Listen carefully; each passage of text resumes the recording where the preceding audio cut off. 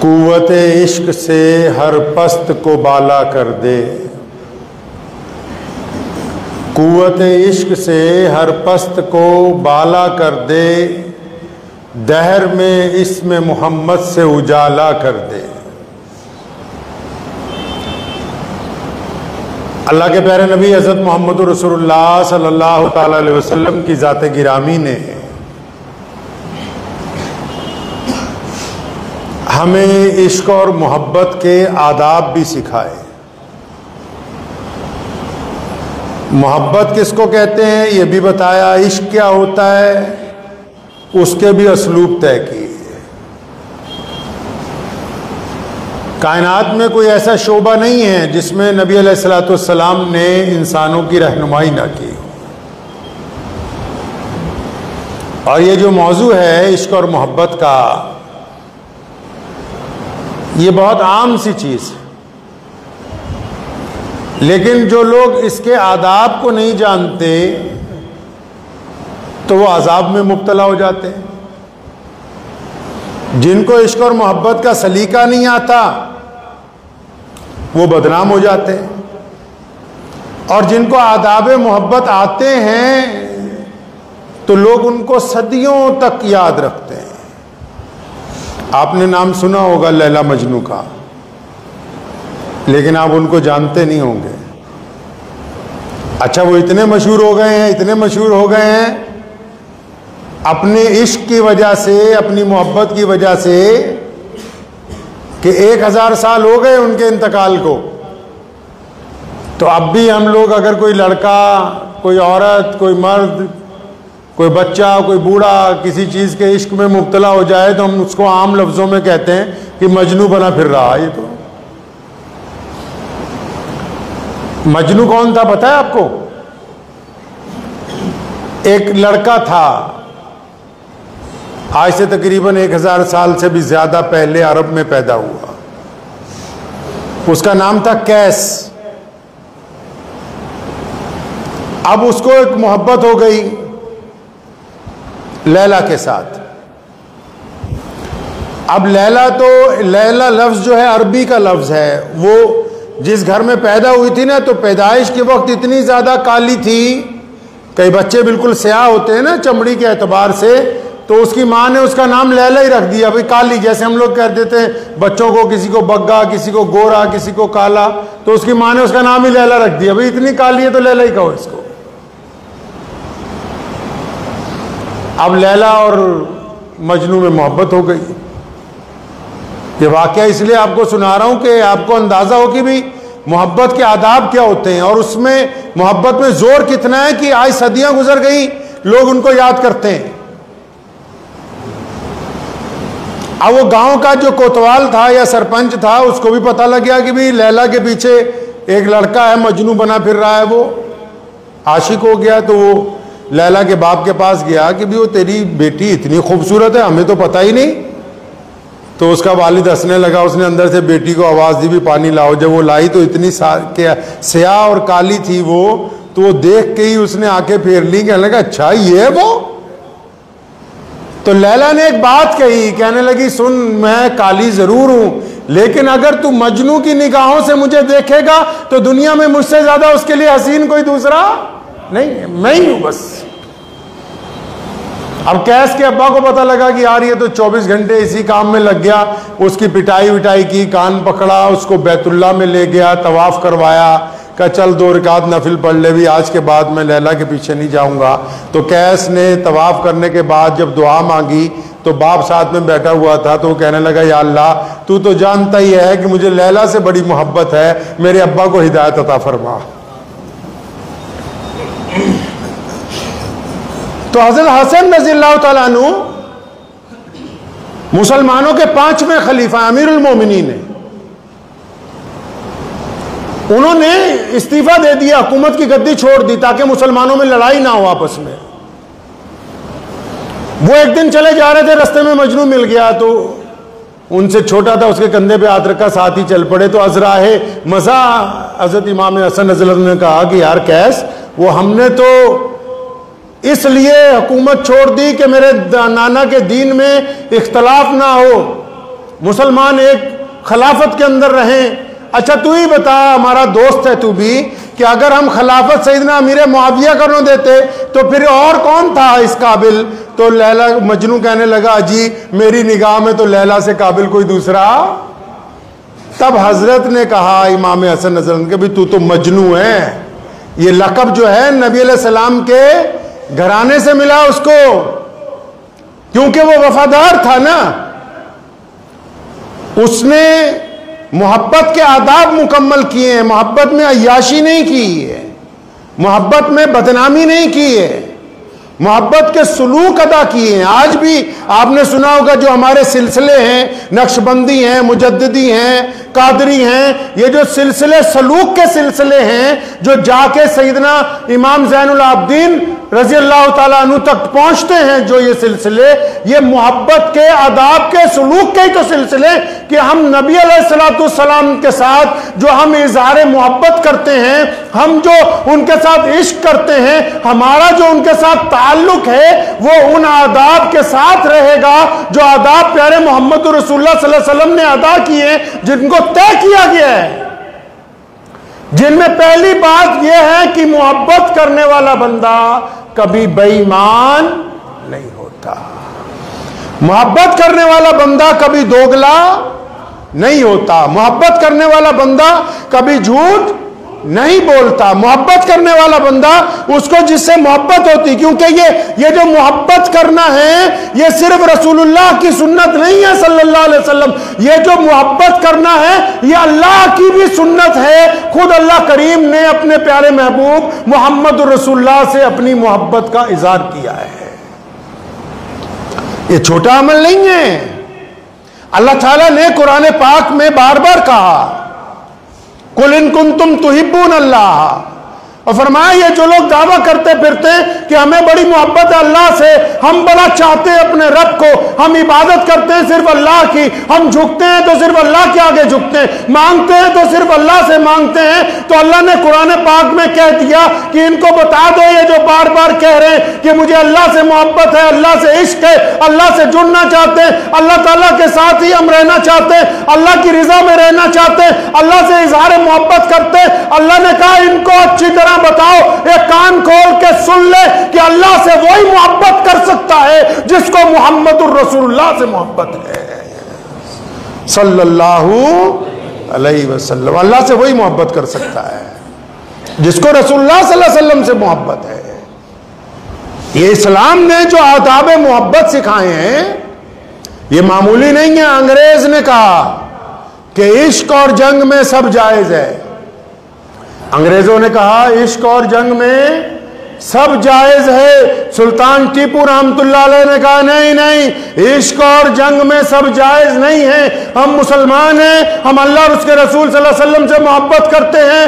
عشق میں اگر دغا بازی کی جائے، عشق میں اگر جسم کا سودا کیا جائے، عشق میں اگر بنا نکاح کے تعلق قائم کیا جائے تو ہم اس کو زنا کہتے ہیں، اس کو بلاత్కాر کہتے ہیں. اور جنگ میں اگر سامنے سے بندہ چھپ کے وار کرتا ہو، جنگ میں اگر پیٹھ کے پیچھے وار کرتا ہو تو ہم اس کو آتنکواد کہتے ہیں. اسلام نے کہا عشق اور جنگ میں سب جائز نہیں ہے.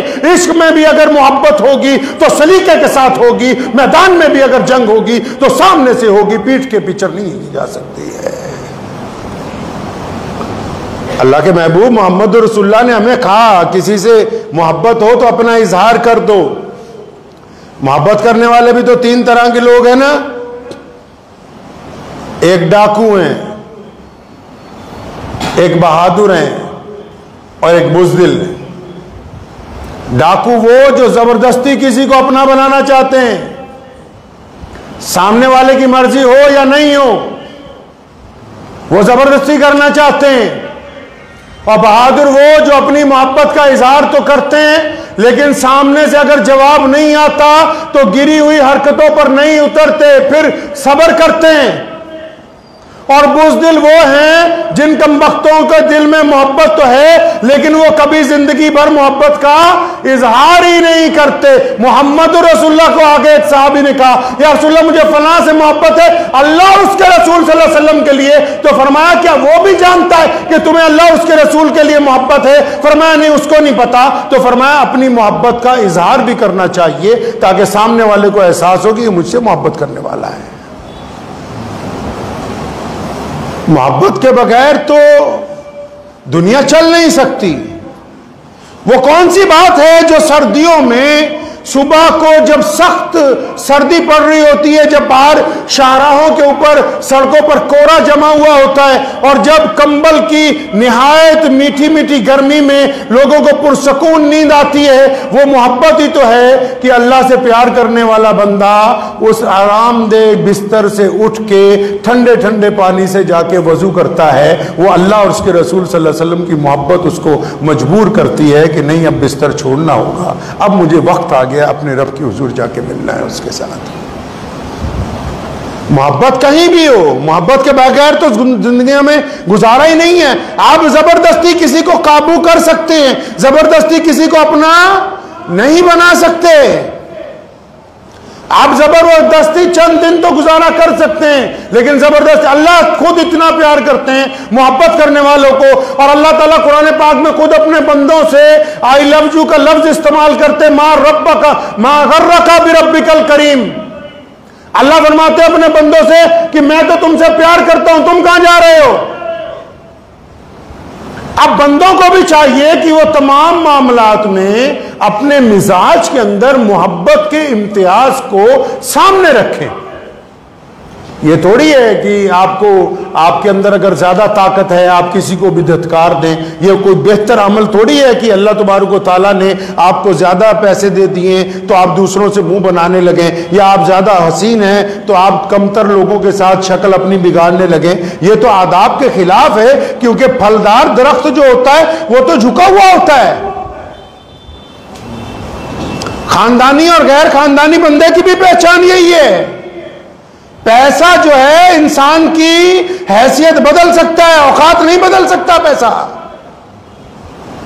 پیسہ آنے سے حیثیت بدل سکتی ہے, گاڑی کپڑے کوٹھی مکان بدل سکتے, لب و لہجہ نہیں بدلتا, اوقات نہیں بدلتی بندے کی. اب پیسہ کم بھی ہو اور اگر خاندانی ہوگا تو عز و نیاز کے ساتھ بھرا ہوا ہوگا, عاجزی کے ساتھ لوگوں کے ساتھ گفتگو کرنے والا ہوگا, محبت کرنے والا ہوگا. اللہ کریم کو تو محبت کرنے والے دوست پسند ہیں, محبت کرنے والے میاں بیوی پسند ہیں, اللہ کریم کو محبت کرنے والے بھائی پسند ہیں. متعدد روایات میں آتے ہیں, بے شمار واقعات احادیث کے اندر موجود ہیں کہ قیامت کے روز دو دوست پیش کیے جائیں گے اور دونوں کے پاس اتنی کم نیکیاں بچیں گی کہ کوئی ایک آدمی جنت میں جا سکتا ہے تو ایک دوست دوسرے دوست کو اپنی نیکیاں دے دے گا کہ یار تو جنت میں چلا جا, میں چلا جاؤں گا جہنم میں. تو جس کو نیکیاں دی جائیں گی جب وہ جنت کی طرف چند قدم چلے گا نا تو پھر واپس پلٹ آئے گا. فرشتے پوچھیں گے کیا بات ہے, واپس کیوں آتا ہے؟ کہنے لگا میرا دل گوارا نہیں کرتا کہ اپنے دوست کے بغیر جنت میں جاؤں, تم مجھے بھی اسی کے ساتھ بھیج دو. تو اللہ فرماتے ہیں کہ جب یہ بندے اپنے رب اور رسول کے لیے آپس میں اتنی محبت کرتے ہیں تو اللہ بھی تم سے محبت کرتا ہے, اس لیے تم دونوں کو جنت کے اندر بھیجنے کا فیصلہ کیا جاتا ہے. محبت کے آداب سیکھیے. محبت صرف یہی نہیں ہے کہ بس آپ کی مرضی چلے. محبت اور عشق میں فرق کیا ہے پتہ ہے آپ کو؟ محبت اور عشق میں فرق پتہ ہے؟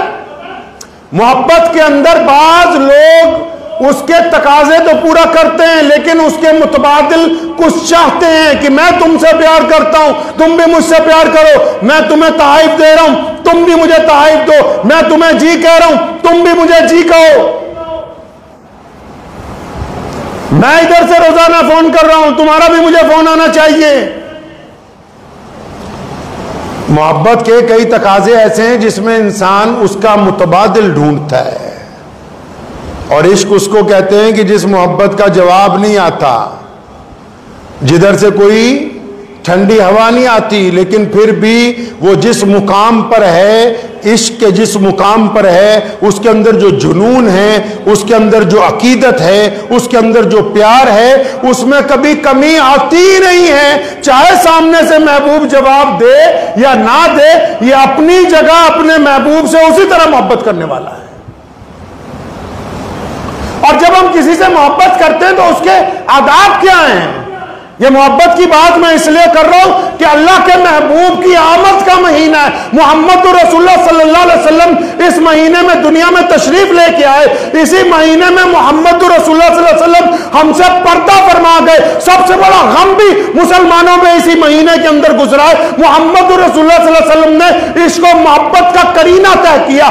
جنہوں نے اس نے یوسف کو دیکھا تھا، وہ عورتیں دیکھتی رہ گئیں اور ہاتھ میں کوئی سبزی کاٹ رہی تھی۔ یوسف علیہ السلام کو دیکھا تو سبزی کاٹتے کاٹتے انگلیاں کٹ گئی، لیکن وہ یوسف علیہ السلام کو دیکھتی رہ گئی۔ اور جنہوں نے حسن محمد کو دیکھا، انہوں نے بدر میں، انہوں نے احد میں اپنی گردنیں کٹوا دی۔ یہ محمد رسول اللہ صلی اللہ علیہ وسلم کے عشق کا مقام ہے۔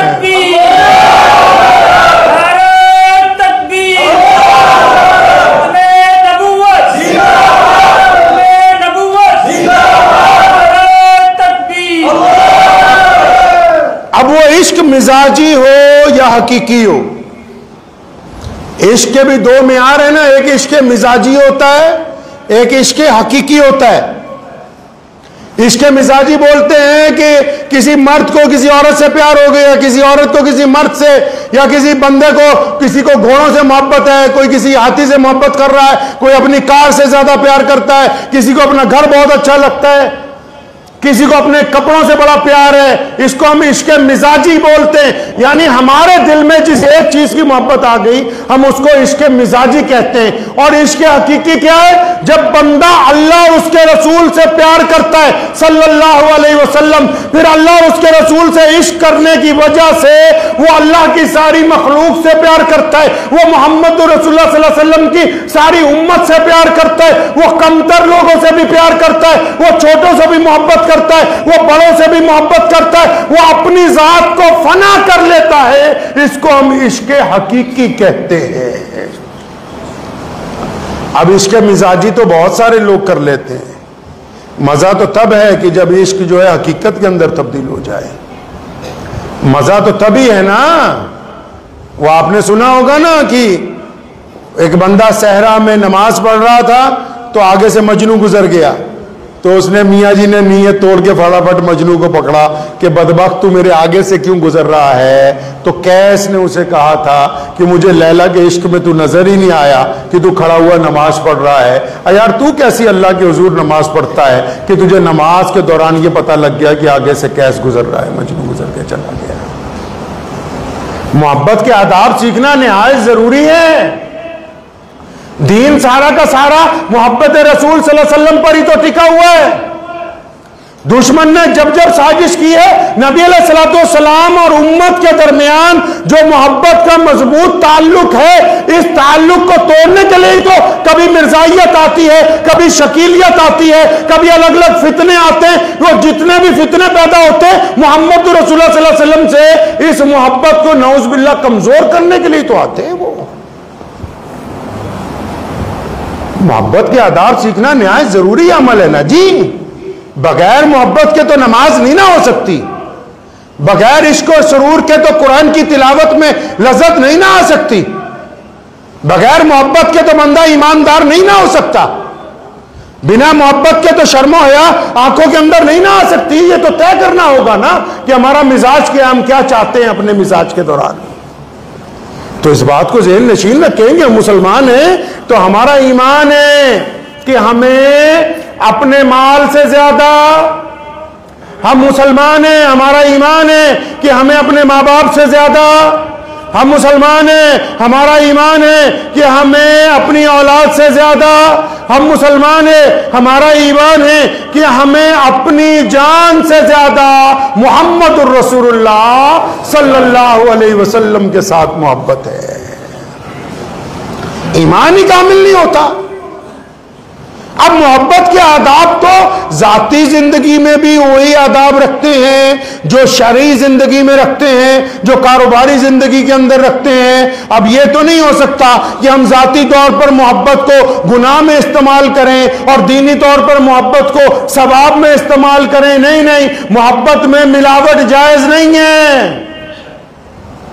اور کسی نے کہا نا کہ محبت کی نمازوں میں امامت ایک کو سونپو، محبت کی نمازوں میں امامت ایک کو سونپو، ادھر تکنے ادھر تکنے سے نیت ٹوٹ جاتی ہے۔ یہ نبی علیہ الصلوۃ والسلام نے ہمیں سلیقہ دیا ہے۔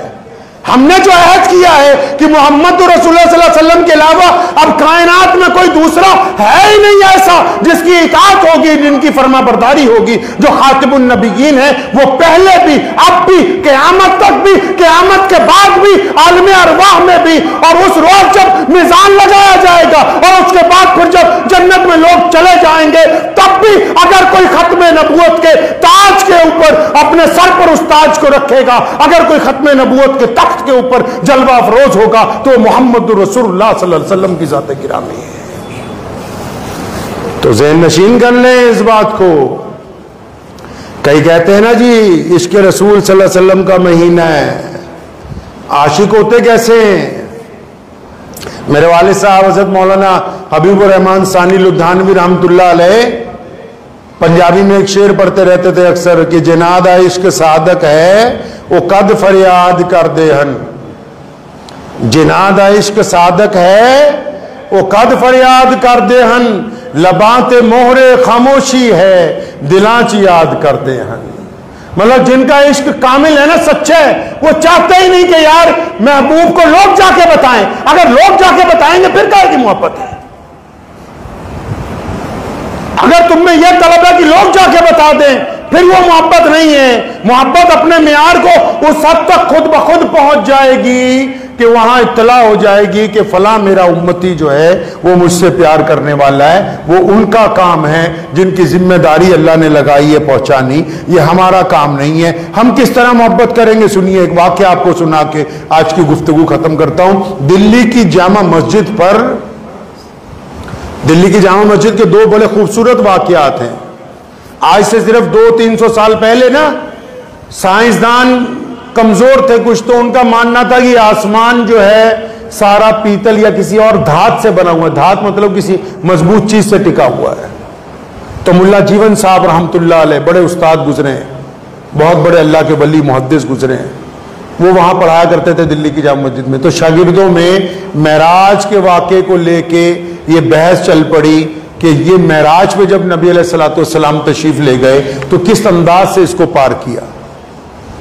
تو ساری چیزیں سائنس نہیں سکھاتی، سائنس جہاں پر ختم ہو جاتی ہے وہاں سے اللہ کا دستور، جہاں انسان کی عقل ختم ہوتی ہے وہاں سے اللہ کا قانون شروع ہوتا ہے۔ تو حضرت استاد صاحب کے ساتھ جب کچھ بچے ایک دو ہوتے ہیں جو زیادہ جدت پسند ہوتے تو بحثنے لگے، تو حضرت تشریف رکھتے تھے نا مسجد میں، تو ہاتھ میں چھڑی تھی، تو حضرت نے اچانک کھڑے ہوئے دیوار میں چھڑی ماری اور اس کے دو ٹکڑے ہوئے، ادھر چلے گئے دوسری طرف، اور دوسری طرف سے چھڑی ماری واپس ہو گئے۔ فرمایا اس طرح گئے تھے اور اس طرح ہی واپس تشریف لے کے آ گئے۔ ایک انگریز ریسرچ کر رہا تھا نا بہت مدت کے ساتھ، وہ اسلام کی اس نے تمام باتیں مانی، تو وہ اس بات پہ آ کے اڑ گیا کہ شب معراج کو گئے کیسے تھے۔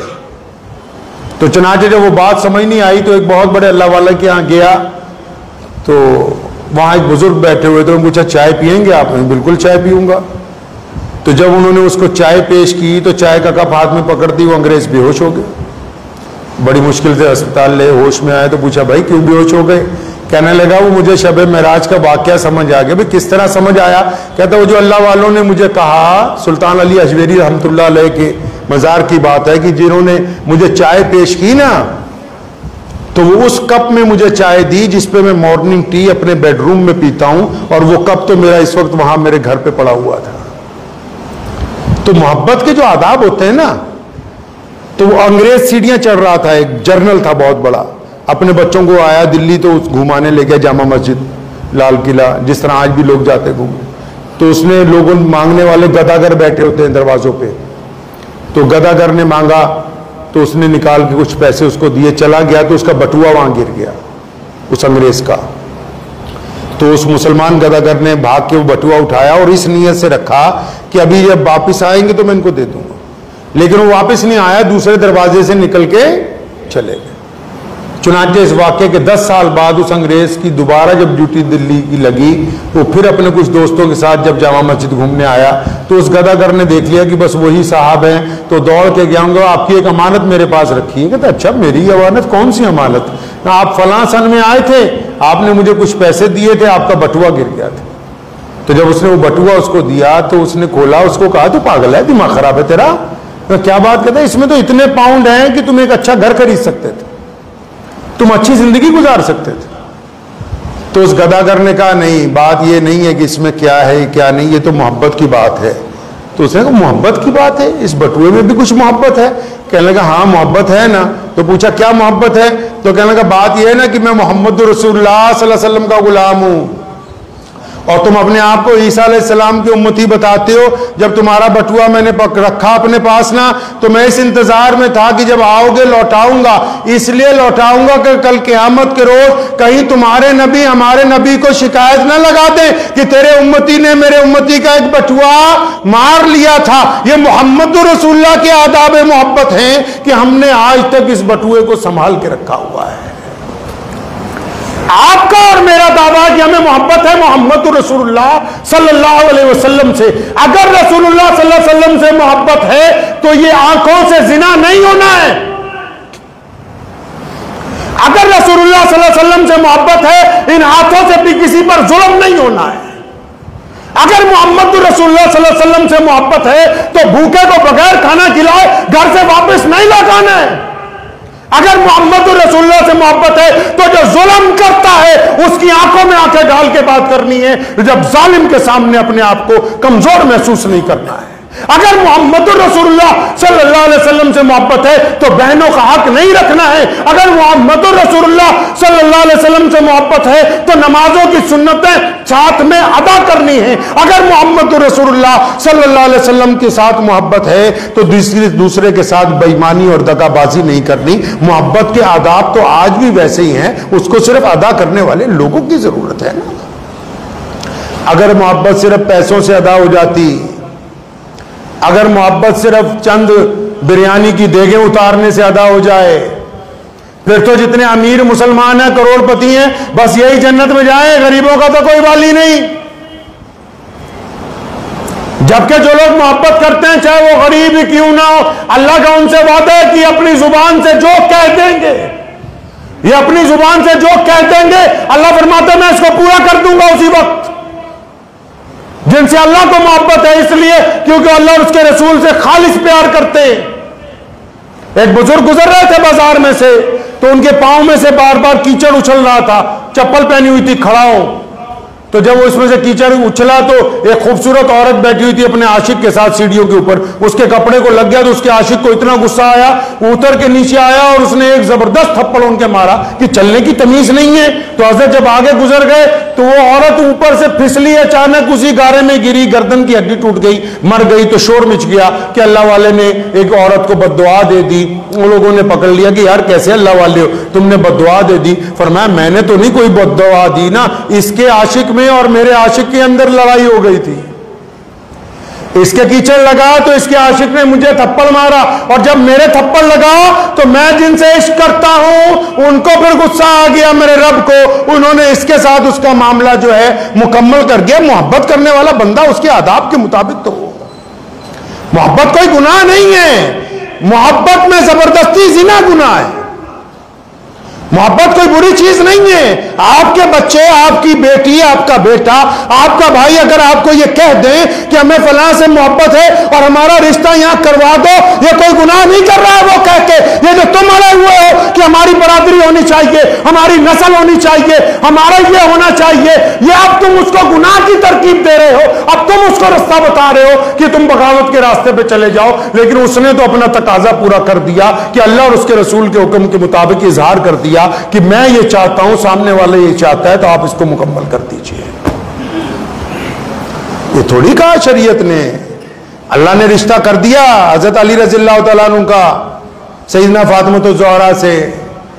وہ نبی کے گھر کی بیٹی ہیں اور مولا علی رضی اللہ تعالیٰ عنہ کی ولادت بیت اللہ میں ہوئی ہے. وہ اللہ کے گھر کے بیٹے ہیں, اللہ کے گھر میں ان کی ولادت ہوئی ہے. اللہ نے رشتہ کر دیا, لیکن پھر بھی محمد صلی اللہ علیہ وسلم اس پروٹوکول کو پورا کرتے ہیں. جب رشتے کی بات سامنے آئی فرمایا رک جاؤ, پہلے فاطمہ کو پوچھ لوں گا. اپنی بٹیا کو پوچھا کہ تمہارا رشتہ کرتے ہیں ان کے ساتھ, جبکہ وہ پہلے سے بھی راضی ہیں کیونکہ رسول اللہ کا حکم ہے. اندر سے امی عائشہ رضی اللہ تعالیٰ نے اور ام المومنین نے بتایا یا رسول اللہ فاطمہ تو راضی ہیں. فرمایا نہیں, میں خود بھی جا کے پوچھوں گا. اور فرمایا اگر ختیجہ ہوتی تو اور بات تھی, وہ ان کی بٹیا تھی نا, ان کی والدہ کا انتقال ہو چکا تھا. پھر خود جا کے پوچھا اچھا آپ کون سی برادری کے ہو بھائی, تم کون سی رنگ اور نسل کے ہو, کہ اگر تمہاری نسل میں سے, تمہارے بھائیوں میں سے, تمہارے اقارب میں سے کوئی جائز تعلق قائم کرنا چاہتا ہو تو اس کے آگے بھی پہاڑ کھڑا کر, پھر تو ہم اچھا تم عاشق رسول ہو یا انسانوں پر ظلم کرنے والے ہو. ارے عاشق وہ ہوتا ہے جو فجر نہ پڑھے, اس کو عاشق کہتے ہیں. جس نے رات کو اٹھ کے کبھی تہجد میں اپنے رب کو نہ پکارا ہو. کیا عاشق وہ ہوتا ہے جو اپنی محبوبہ کو گلی گلی لوگوں کو بتاتا پھرے کہ میں فلاں کی بیٹی کے ساتھ عشق کر رہا ہوں, اس کو عاشق, وہ بھڑوا ہے, وہ عاشق نہیں ہے. اگر اس کو عشق کے آداب ہوتے, اس کو پتا ہوتا کہ عشق ہوتا کیا ہے, تو وہ اظہار عشق کے بعد کبھی اپنی زبان پر نام نہیں لاتا, ساری زندگی بھی گزار سکتا تھا اس امید پر کہ جب اللہ چاہیں گے تو رضامندی ہو جائے گی. عاشق تھوڑی ہے, تو بھونڈ ہے. بھونڈ سمجھتے اسی پنجابی کہنے بھونڈ عاشق ہے, مطلب لوگوں سے لڑتے پھرتے, چوٹیاں کاٹتے پھرتے, ان کو کیا پتا کہ عشق کیا ہوتا ہے. عشق کے آداب مکمل کیجئے. عشق بری چیز نہیں ہے, لیکن جب اس کو گندا کر دیا جائے تب بری. ہر چیز کا ایک معیار ہے. اللہ تبارک و تعالیٰ نے اظہار کیا ہے محبت کا اپنے نبی محمد رسول اللہ صلی اللہ علیہ وسلم سے. کبھی ان کو طٰہٰ کہا, کبھی یاسین کہا, کبھی مدثر کہا, کبھی رحمت للعالمین کہا, کبھی خاتم النبیین کہا. یہ اظہار محبت ہی تو ہے کہ نام بدل بدل کے اللہ تعالیٰ اپنے محبوب کو پکار رہے ہیں. تو عشق کرنا تو کوئی بری چیز تو نہیں ہے, عشق کے آداب ہونے چاہیے. اور بغیر عشق اور محبت کے زندگی گزرتی ہے نہیں. تو اپنے مزاج کو درست کیجئے, اپنے مزاج کو درست کیجئے. اور جو بھی کام کرتے ہیں نا اس میں بھی محبت اور عشق ہونا چاہیے, جنون ہونا چاہیے. اکثر میرے والد صاحب رحمۃ اللہ علیہ نے ہمیں سکھایا غریب پیدا ہونا کوئی گناہ نہیں ہے, غریب مر جانا گناہ ہے. اللہ نے تمہیں وسائل دیے ہیں, عقل دی ہے, اب تم ہاتھ پہ ہاتھ دھرے بیٹھے روز خیالی پلاؤ بناتے رہو, یہ ہوگا وہ ہوگا. نہیں, جو کر سکتے ہو وہ تو کرو. اپنی جگہ سے ہلو تو صحیح. خواب لینے کے لیے نہیں ہے ہم. اسلام آج کائنات کا سب سے بڑا مذہب ہے, یہ خواب لے کے نہیں بنا ہے. محمد رسول اللہ صلی اللہ علیہ وسلم نے عشق و محبت کے وہ آداب طے کیے ہیں جو مسجد نبوی سے لے کے میدان جنگ تک, بدر کے میدان میں جب دشمن ہمیں کائنات سے نعوذ باللہ ختم کرنے کے لیے آ گیا تھا نا, اس رات بھی جو لوگ پانی پینے کے لیے ہمارے خیموں تک آئے, ہم نے ان کو پانی پینے دیا. محبت کے آداب اپنی جگہ ہیں, میدان جنگ کے اندر مقابلہ اپنی جگہ ہے. تو تبدیلی نہ آئے, اپنی ذاتی زندگی کو پہلے دیکھنا ہے. دیکھیں گے انشاءاللہ یہ 12 ربیع الاول آنے والی ہے اور یہ عشق اور محبت کا مہینہ ہے. کچھ اظہار تو ہو کہ نبی علیہ الصلوۃ والسلام کی طرح داڑھی رکھیں گے, کچھ اظہار تو ہو کہ اسی طرح فجر کی سنتیں ادا کریں گے, کچھ اظہار تو ہو کہ کچھ اپنوں کو معاف کر دیں گے, کچھ اظہار تو ہونا چاہیے کہ ضرورت مندوں کی ضرورت کو پوری کریں گے, کچھ اظہار تو ہو کہ ظالم کے خلاف مظلوم کی مدد کریں گے, کچھ تو ہونا چاہیے کہ نبی علیہ الصلوۃ والسلام کو جو باتیں پسند ہیں ہم بھی وہی کام کریں گے. اگر آپ اپنے طریقے سے عشق کرنا چاہتے ہیں تو پھر وہ گناہ ہیں. اگر اللہ اور اس کے رسول صلی اللہ علیہ وسلم سے عشق کرنا چاہتے ہیں پھر اس کو آپ ایک کامل محبت کا نام دے سکتے ہیں.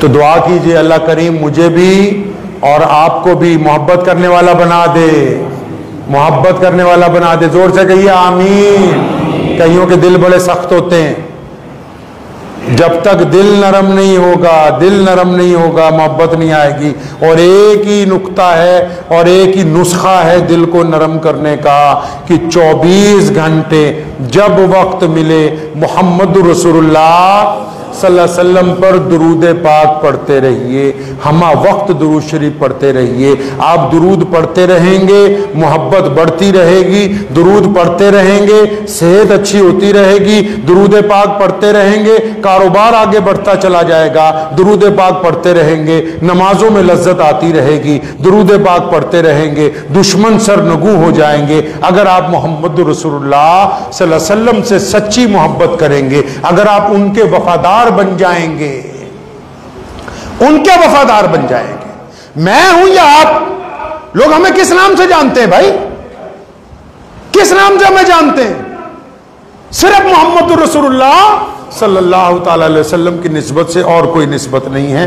दुआ कीजिए अल्लाह ताला मुझे भी और आप सबको हकीकी तौर पर मोहब्बत करने की तौफीक अता फरमाए। व आखिरु दावाना अनिल हम्दुलिल्लाहि रब्बिल आलमीन।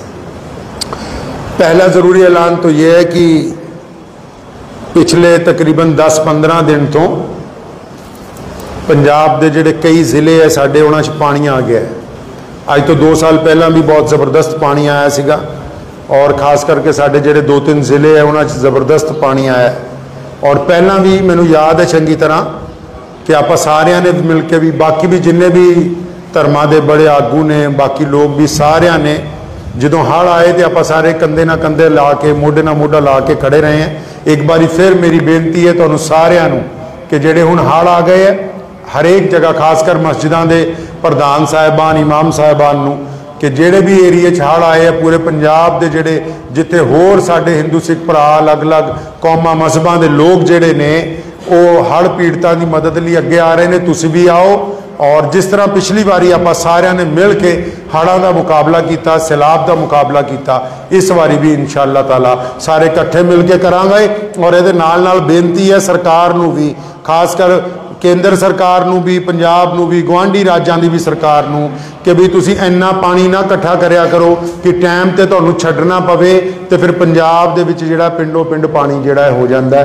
किते ना किते इंसानी गलती भी इहदे विच जिहड़ी है वो शामिल है। और मैं उम्मीद करदा हाँ कि जिस तरह असी पिछले 2-3 सालों के दरमियान जद भी पंजाब दे विच हड़ आए है, सारे ही लोग भावें अलग अलग धर्मां दे ने, अलग अलग रंग दे ने, अलग अलग बरादरियां दे ने, असी इकट्ठे हो के सैलाब दा, हड़ां दा मुकाबला किया है। तो इस बारी फिर भी आप दोबारा एक बार फिर आपसी भाईचारक सांझ नूं बना के हड़ दा जिहड़ा मुकाबला जिहड़ा है वो जरूर करांगे। बहुत बहुत धन्यवाद।